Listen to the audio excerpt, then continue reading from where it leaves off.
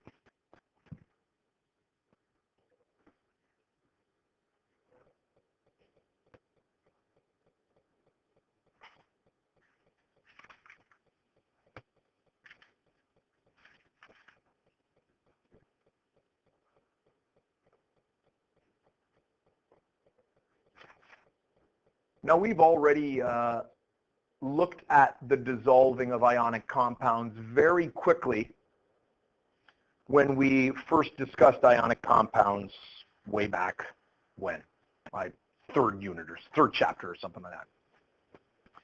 And we simply indicated that it broke into its ions. And that's true. In this slide here, though, I want to address two things. I want to address something that we call a dissociation reaction, which is a representation of chemically what's happening when something dissolves. And I also want to talk about this third bullet here that says the ions are surrounded by water molecules which stabilizes them. And we didn't talk about that last time, and so I want to explain, I guess, in a more complete fashion, what's happening when something dissolves.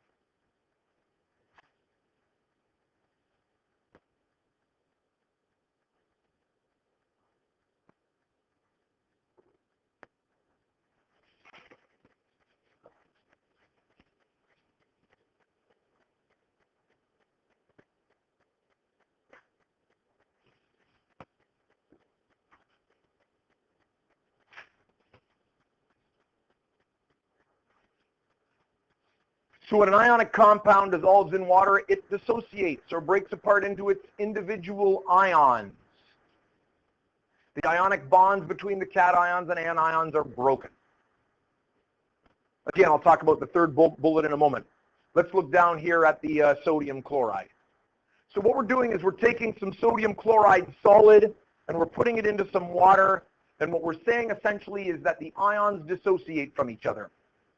To dissociate from something simply means that you're separating apart. There is no chemical reaction that happens when something dissolves. It's what we call a physical change. Thank you. And what I want to get across here is that in the formation of the sodium chloride, in that original formation of a sodium atom with one outer electron, getting together with a chloride atom with 7 outer electrons, we know that the sodium loses its electron and the chloride gains that electron, and we have the sodium ion and the chloride ion formed, and they stick together because they're oppositely charged. That's chemistry. Now, at this point, when we talk about dissolving, all the chemistry is already done. We've got a sodium ion and a chloride ion stuck together in a little salt crystal. So when we put the salt crystal in the water and those ions separate apart, there's no chemistry taking place. It's just two ions that already exist separating apart. That's why we use the term dissociation or to dissociate. If you were to dissociate from someone, you just wouldn't associate with them anymore, right? You could use that term. Let's say you and your best friend weren't getting along so well. Perhaps they didn't reply to one of your texts in a timely fashion.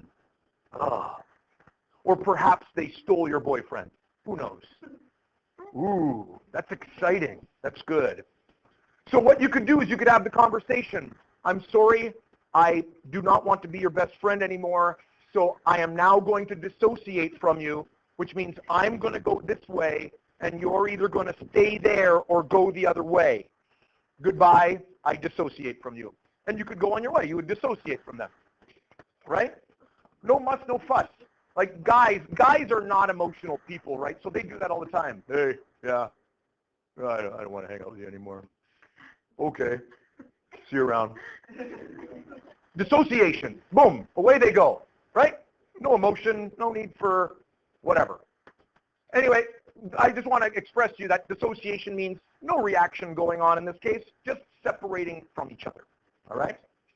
Okay, now in a dissociation reaction, all we are doing then is taking something like our sodium chloride and breaking them into their individual ions, and therefore now we can see their individual charges kind of exposed there after it dissociates.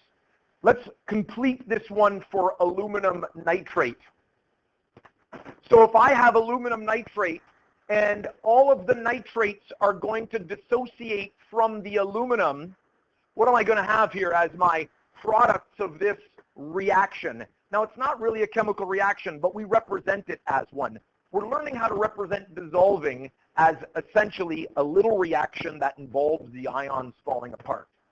So, what am I going to get here as a product for my dissociation of aluminum nitrate?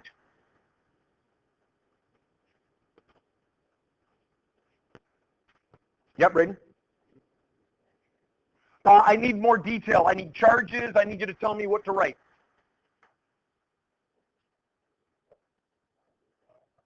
And what is the charge on an aluminum positive ion? So I'm going to get an aluminum plus 3. Oh, yeah, that's working. Why is that not? Oh, it's because it's frozen. It's good stuff. Got my screen frozen. We'll shut that off. There's my A.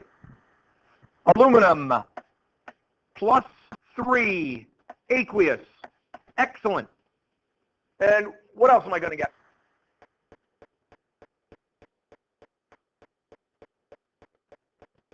Yep, Cameron? What's the charge on a nitrate? -1. And O3 -1. And how many nitrates are going to be dissociated in the dissociation of this particular molecule? I'm going to get 3 of them. So essentially, I'm going to take those ions, have them break apart like I'm doing a reverse crossover, 3 and 1, and I'm going to end up with coefficients that are determined by the number of each of those ions in that particular ionic compound. All right? And so that is a dissociation reaction, and we will have to do these, in the future when we start doing some more complex reactions. All right. Let me talk a little bit now, before we do some practice dissociation reactions, about this middle bullet. What does it mean that the ions are being stabilized by the water? And we didn't talk about this last time.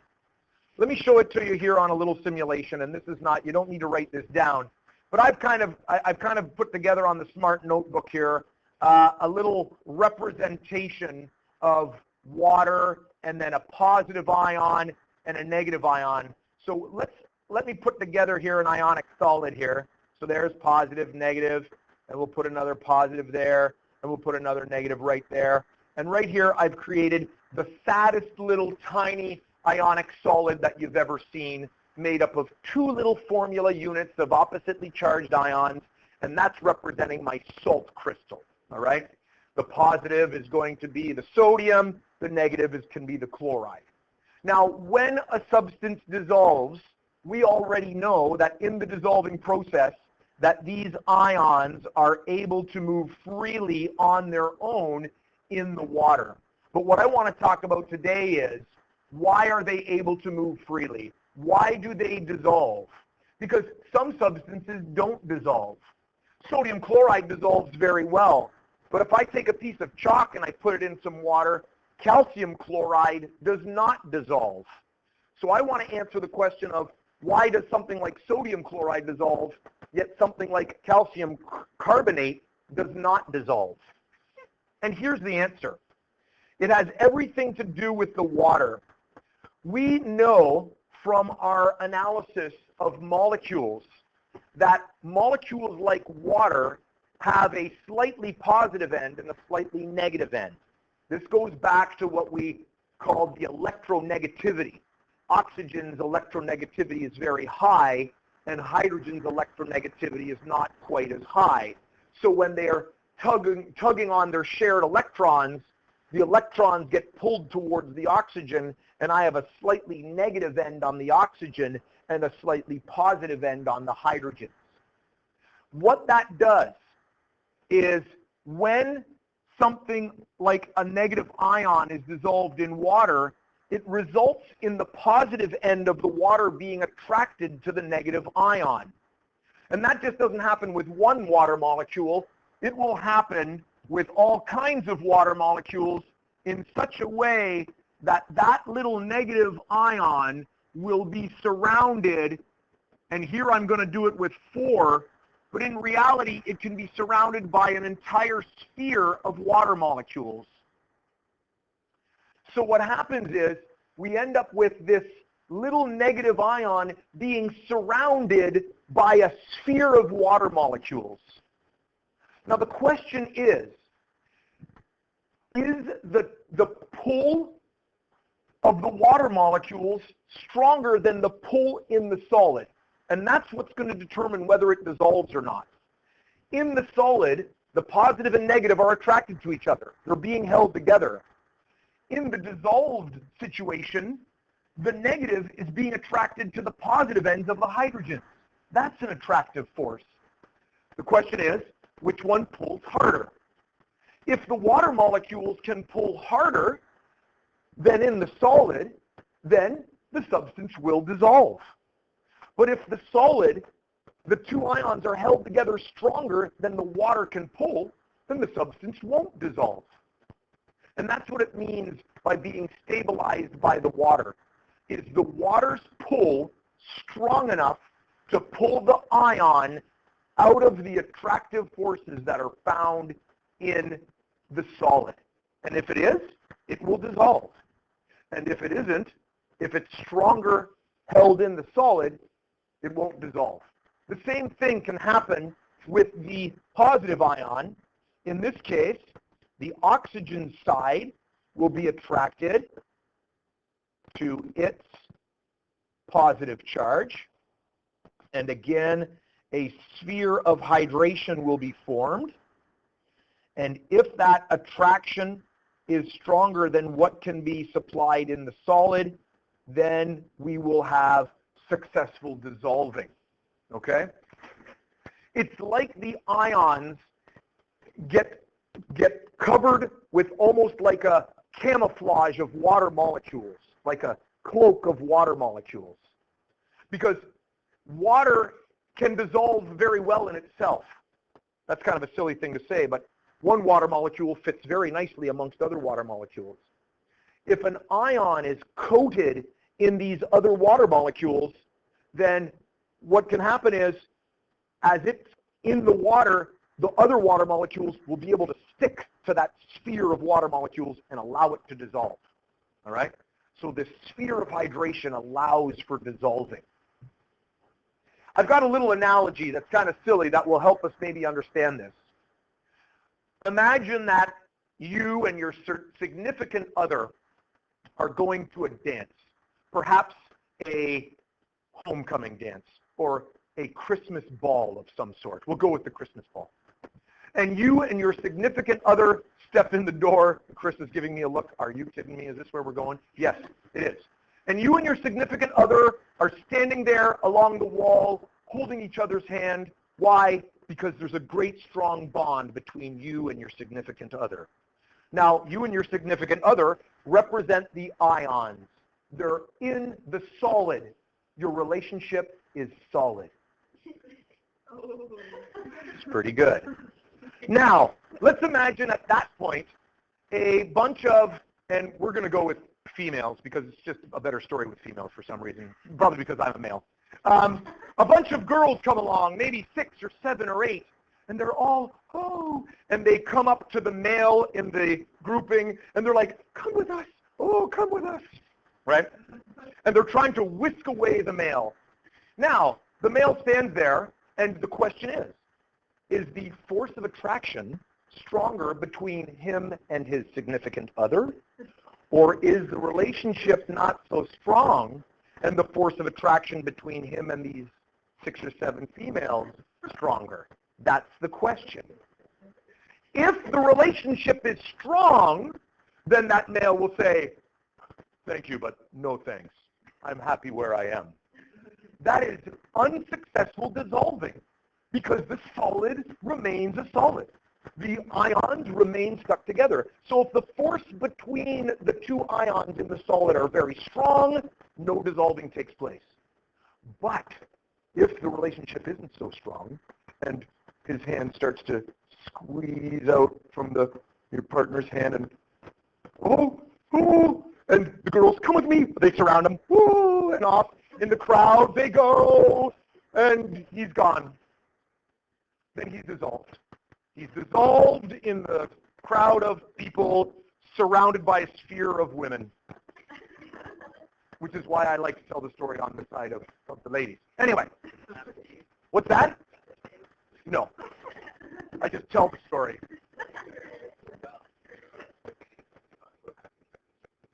Yeah, I guess so. It's exciting. So anyway, if the bond between the 2 ions is not strong enough, then dissolving will take place. And don't worry, ladies, because there will be a group of men that come along and dissolve the ladies as well, and off they will go and be dissolved. So everybody will be dissolved. So I don't know whether that helps or not, but if the bond between the 2 ions is stronger than the pull by the water molecules, then dissolving won't take place. But if the water molecules can pull with a greater force than what can be held by the solid, then dissolving will take place. All right? So that's what determines whether, or that's what we mean by being stabilized. All right? Question? Yep.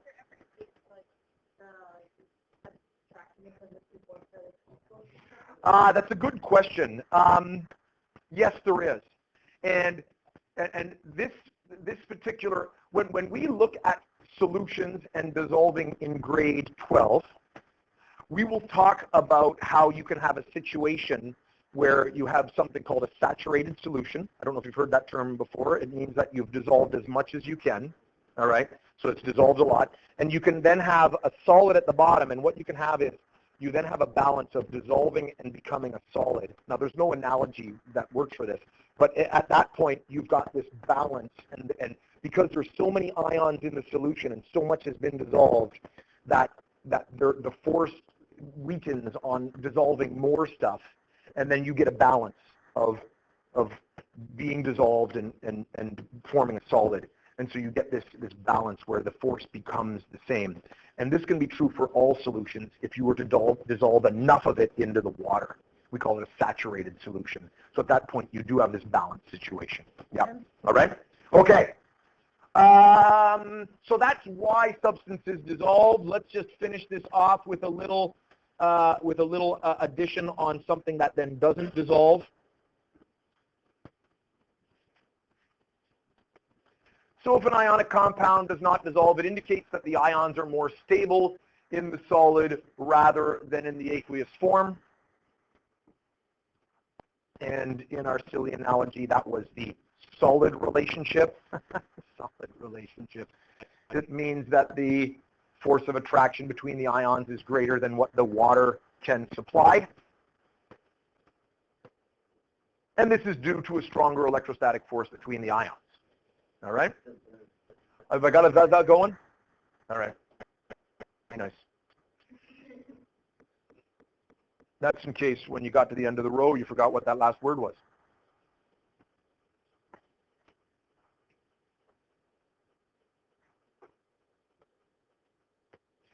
So if you take a look on your, and we use our solubility chart to determine this. You look at your solubility chart and it has an AQ on it, then it means that it will dissolve. The water is able to successfully pull those apart. And if you've got an S on the end of it, like the calcium hydroxide, very little of it dissolves. So we say that it remains a solid.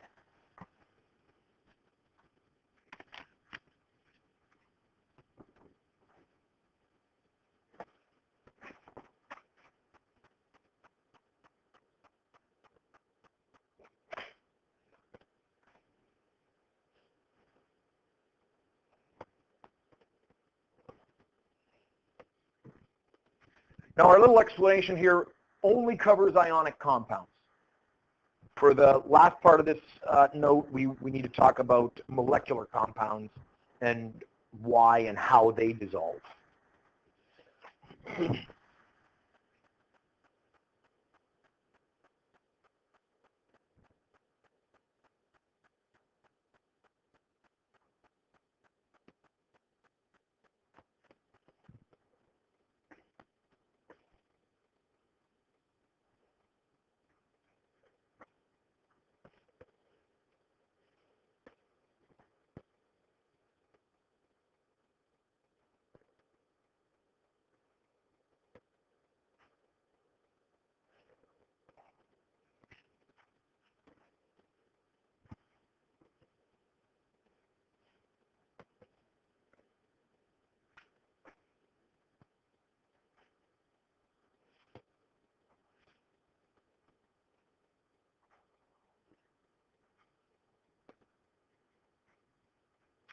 Okay, for the next slide, let's just do some examples of some dissociation reactions. So this is where we take that compound and we break it into its ions.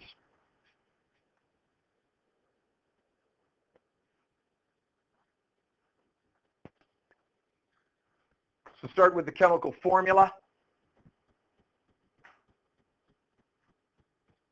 All of the examples I've chosen are aqueous. I guess technically it would be best to check to see whether it is aqueous or not, but we don't need to worry about it. I'm telling you, these are all aqueous.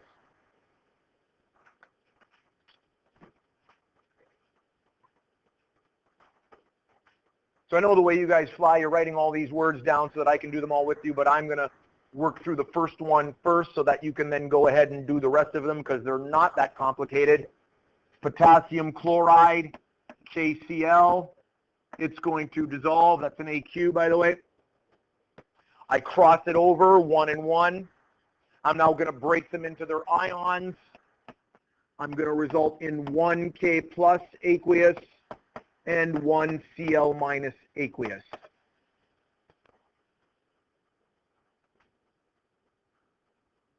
These are so straightforward, you should be able to write down sodium sulfate, write down the formula, and then right away break it into its ions.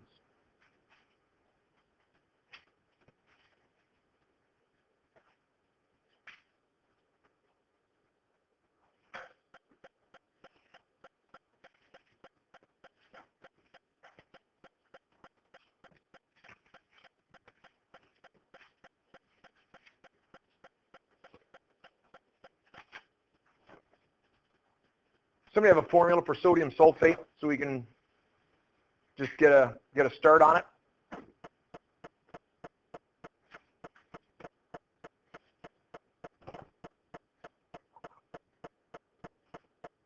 Sodium sulfate. Yeah, what do you got, Marika? Na2SO4 AQ, so we're going to dissolve that. And if you've got it done, that's great. We'll take it up in a second. Have you got the rest done? Excellent. Somebody have a formula for potassium phosphate other than Marika? Really? Marika's the only one who's finished this? I can hardly believe that. Cindy, what do you got for potassium phosphate? K3PO4, aqueous, and copper 2 sulfate. Who's got a formula for that?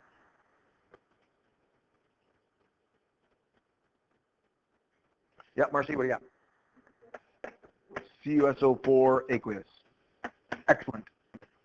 Now I'll head back up to the top. Hopefully you've had enough time to break them apart. Can somebody tell me what the ions are going to be in this dissociated salt?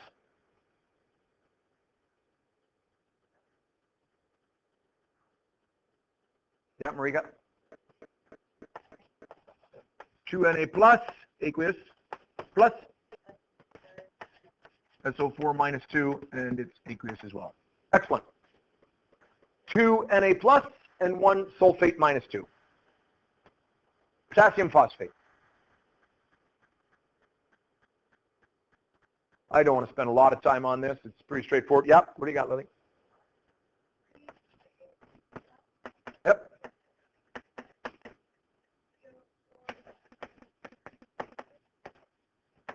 Very good. And copper 2 sulfate. What is it going to be?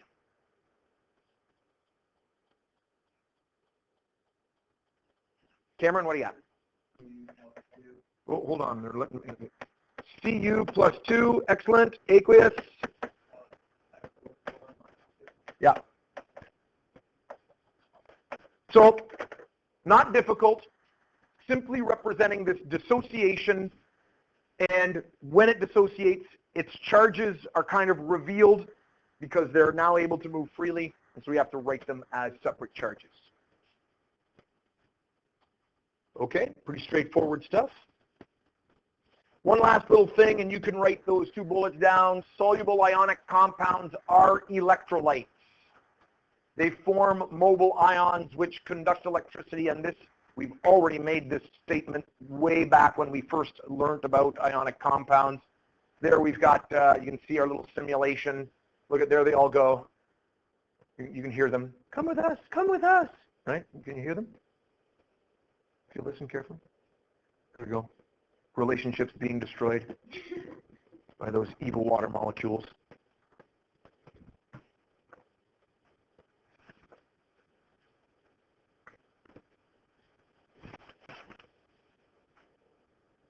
And in this simulation, it might even be the same simulation I showed you when we first looked at electrolytes.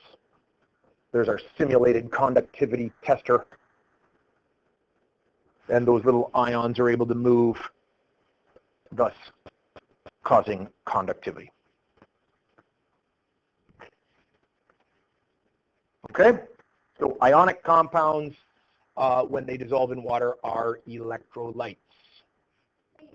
Wait, 2 bullets worth of waiting?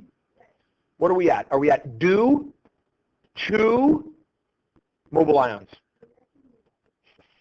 Due to mobile ions. Okay. Let's now talk about molecular compounds. What happens when molecules dissolve?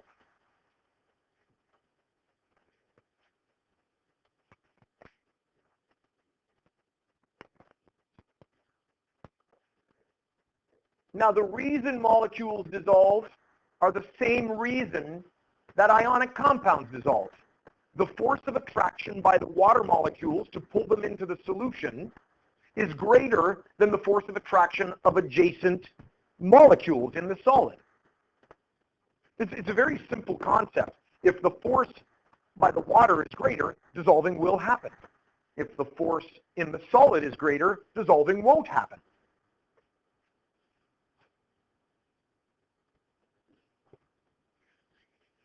The only difference is when they dissolve, they don't fall apart into ions. They're still molecules, and therefore they're non-electrolytes.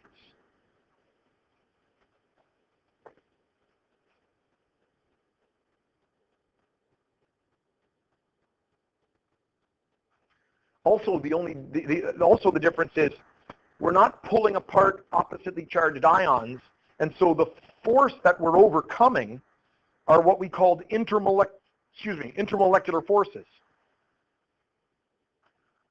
So if it's nonpolar, London forces. If it's polar, dipole-dipole forces, or perhaps hydrogen bonding.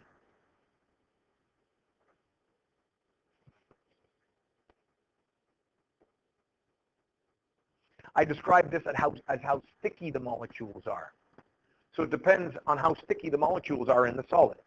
If they're really sticky, then you're not going to dissolve it easily. If they're not very sticky, then they'll dissolve easily.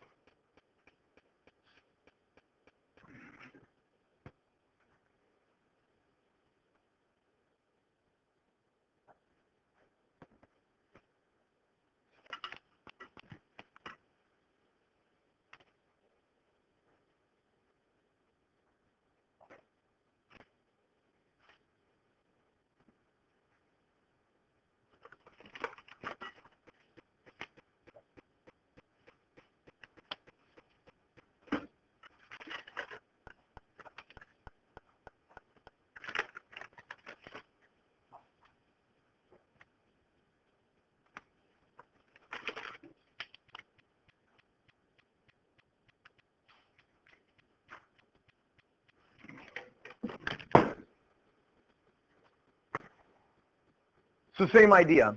Depends on how strong that force of attraction is between the adjacent molecules in the solid. If it's strong enough and the water can't overcome it, no dissolving. But if it isn't strong enough and the water can overcome that particular force, then dissolving can happen. All right? Now, when it comes to molecular substances, though, there's another part to this, and I'm not going to bother with this. It's dependent on the type of substance you want to dissolve. I'm trying to think of a way in which I can show you this. I will be right back. Let me grab a couple of things across the way.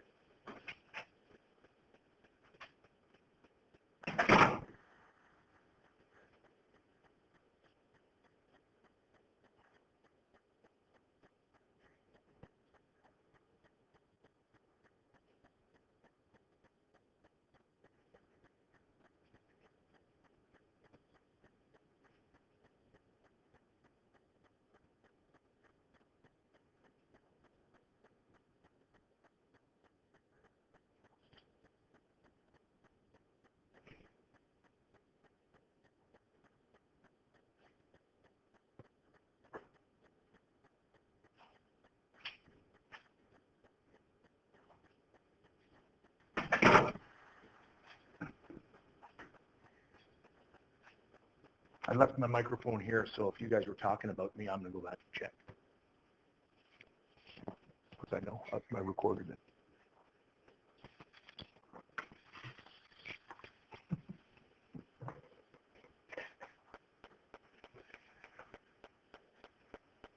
If I go too far away, it disconnects, and the computer chokes. I wasn't spying on you much.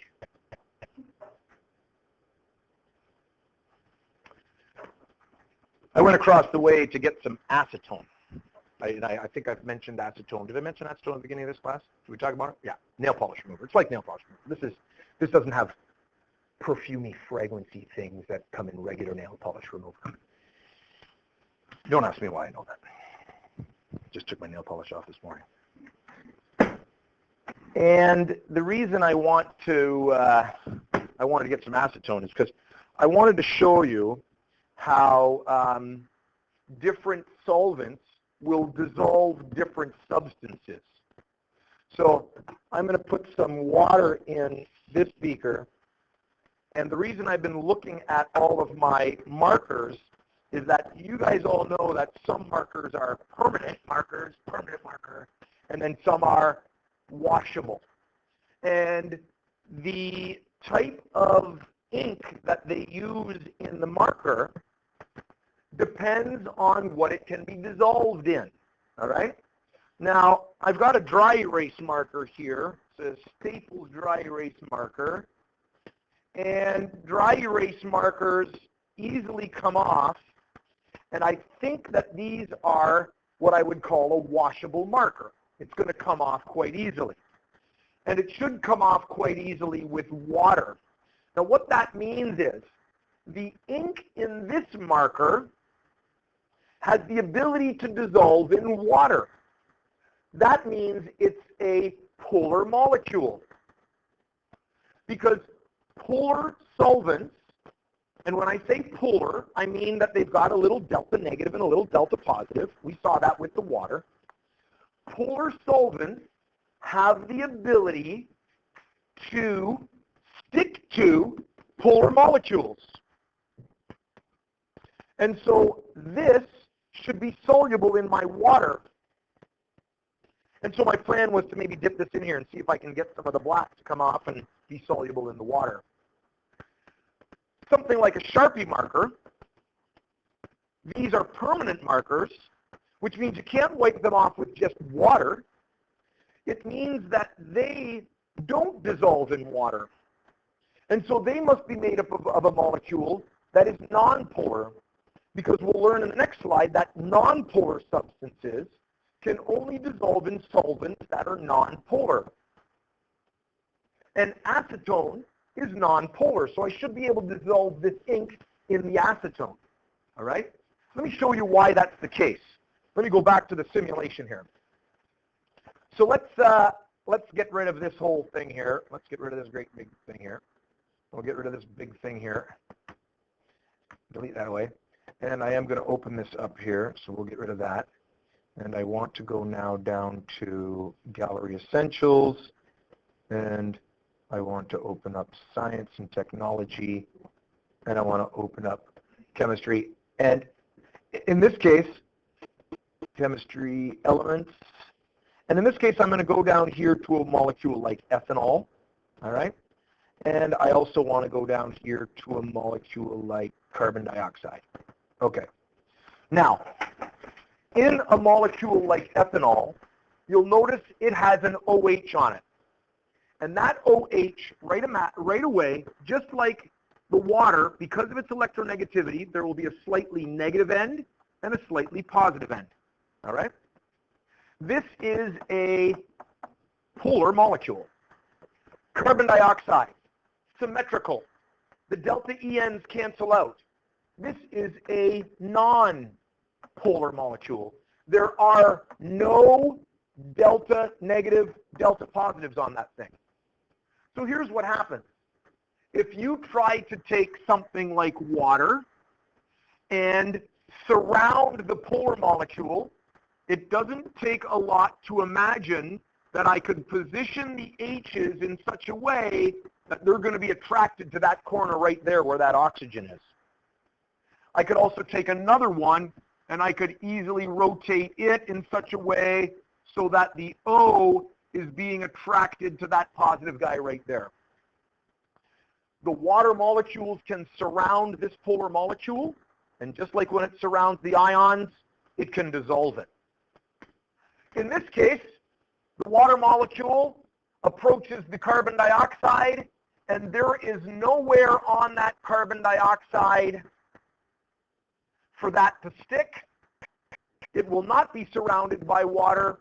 Carbon dioxide will not be soluble in water. But if I have something that's nonpolar, if I were to have a solvent that was nonpolar like this propane, all right? Propane is a symmetrical molecule as well, and because it doesn't have any positives or negatives, it will allow the carbon dioxide to get nice and close. And so this nonpolar molecule can stick to that other nonpolar molecule. Polar molecules stick to polar molecules, and nonpolar molecules stick to other nonpolar molecules. Okay? So in our note, a polar solvent like water can dissolve polar molecules like sugar and like washable ink. And the last part of this, nonpolar solvents. And nonpolar solvents tend to be derived from crude oil.